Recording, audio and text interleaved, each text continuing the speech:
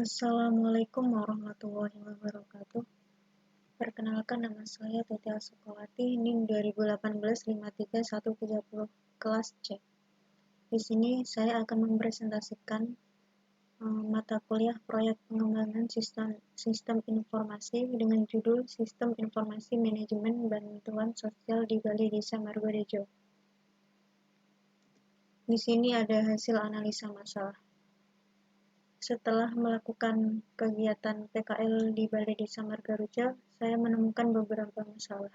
Kasus di Balai Desa Margorejo ini, masalah yang terjadi antara lain: 1. Pendataan bantuan sosial masih dilakukan secara manual.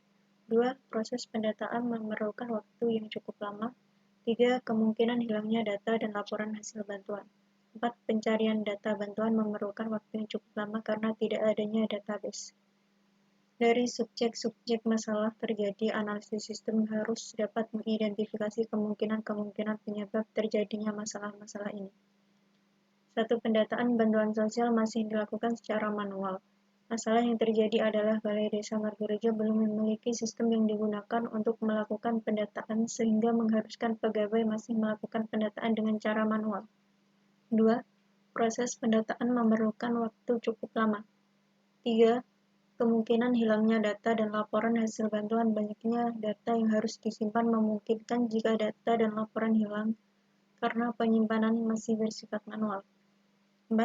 Pencarian data bantuan memerlukan waktu yang cukup lama karena tidak adanya database.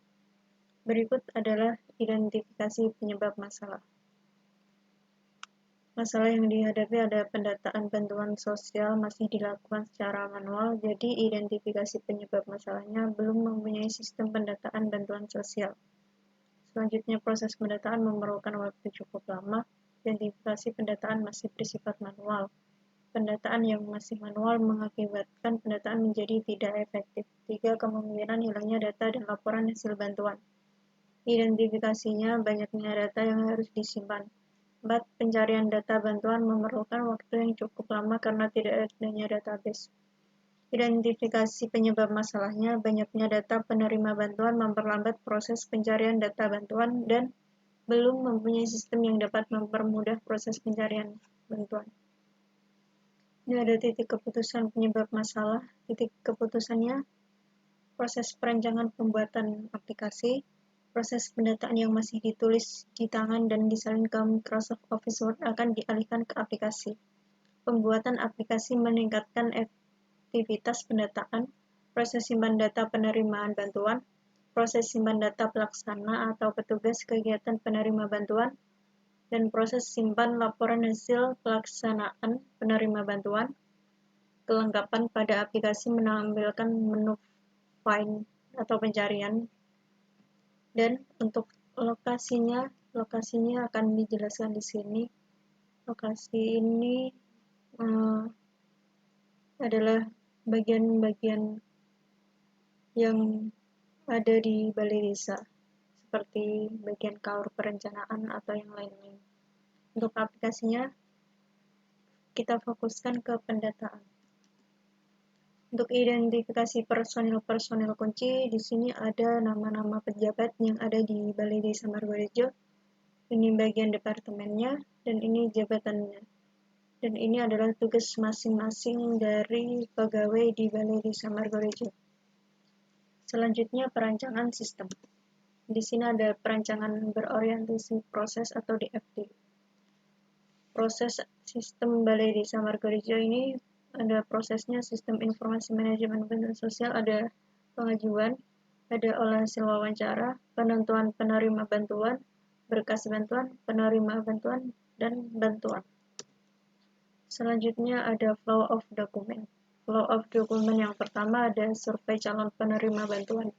Jadi di sini kita menjelaskan ada pembuatan nama calon penerima bantuan, lalu setelah itu kita melakukan survei lokasi. Setelah dilakukan survei lokasi, petugas survei melakukan rekap hasil survei dan diserahkan ke kepala dusun.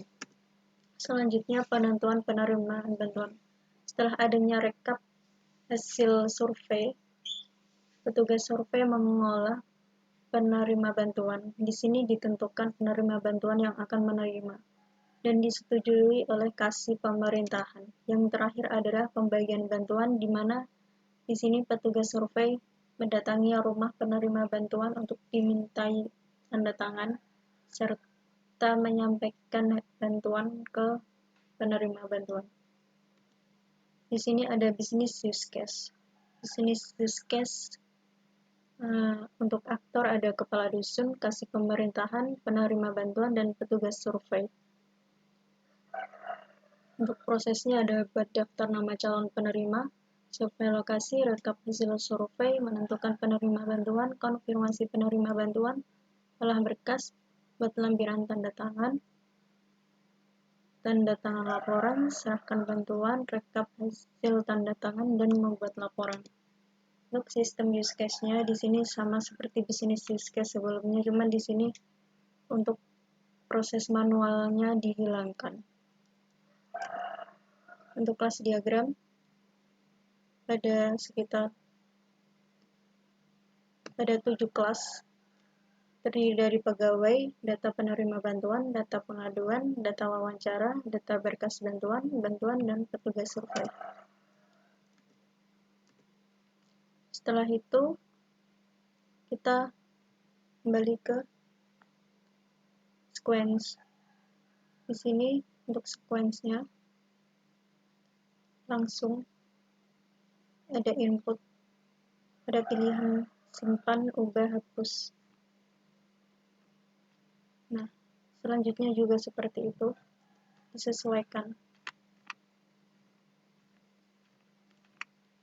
Setelah itu ada activity diagram, ini juga menyesuaikan kelas diagram.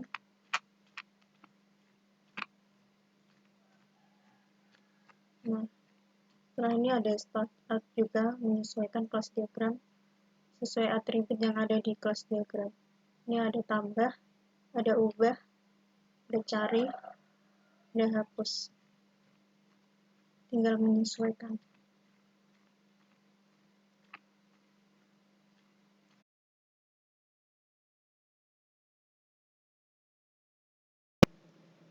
Berikutnya adalah perancangan sistem.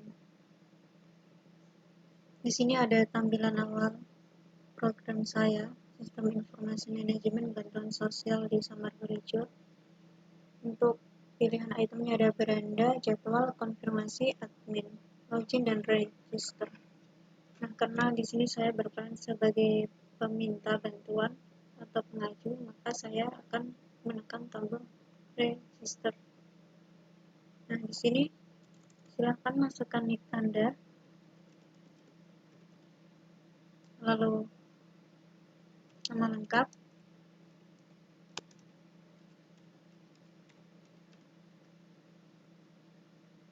kota lahir, dan tahun lahir. Jadi saya akan pilih tahunnya, saya akan coba di tahun 88. Oke. Nah, setelah itu masukkan password dan daftar.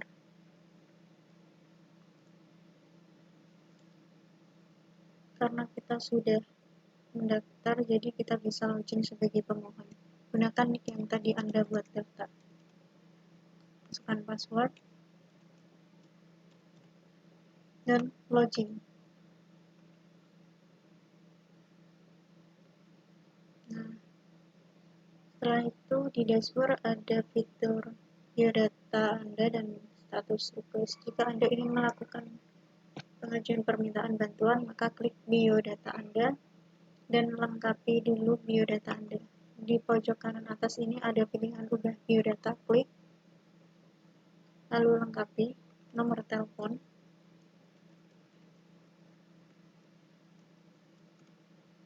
pekerjaan, misal pegawai, alamat,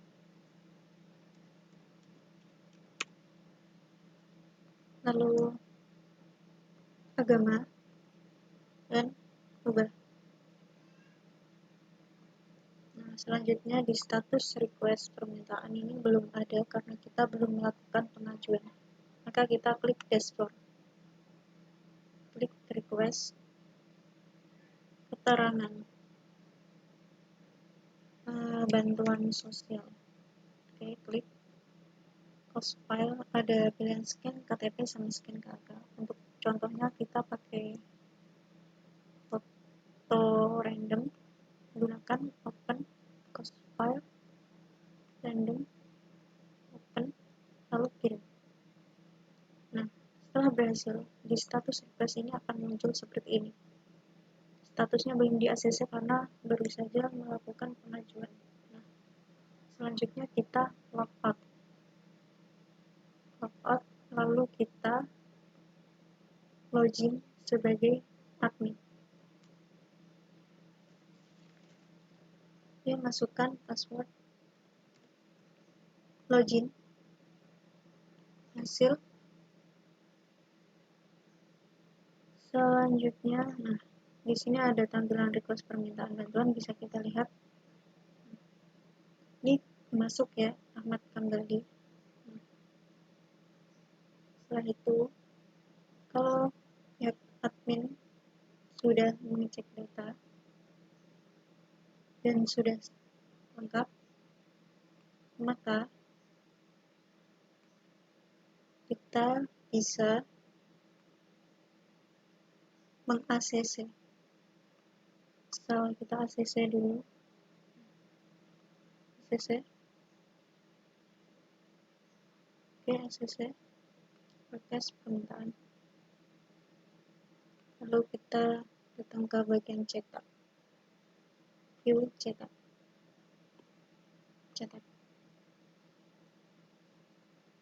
Nah, reviewnya seperti ini, ada permintaan bantuan tidak mampu.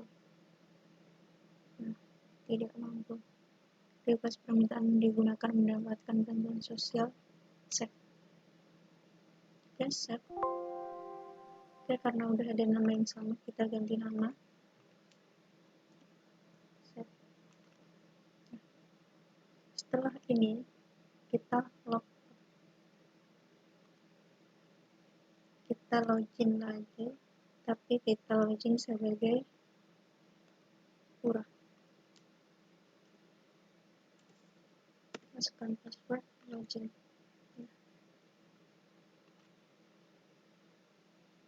Di sini saya akan memperlihatkan bagaimana cara laporan dibuat. Nah, di sini udah ada fitur laporan. Kalau diklik ini nanti muncul per bulan dan per tahun. Misal kita klik per bulan.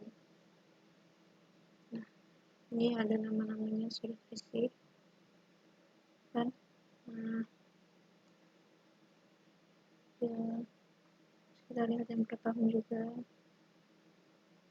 Nah, ini adalah yang sudah diproses permintaannya. Gimana caranya kita membuat laporan? Ini misal per bulan, diklik. Ada pilihan print di sini, print. Nah, sini akan muncul seperti ini. Lalu kita save. Oke. Save. Bisa kita lihat di bagian sini. Kita klik 1. Nah, berikut tampilan laporan request permintaan bantuan desa Margorejo. Sekian presentasi dari saya. Apabila ada salah-salah, mohon dimaklumi.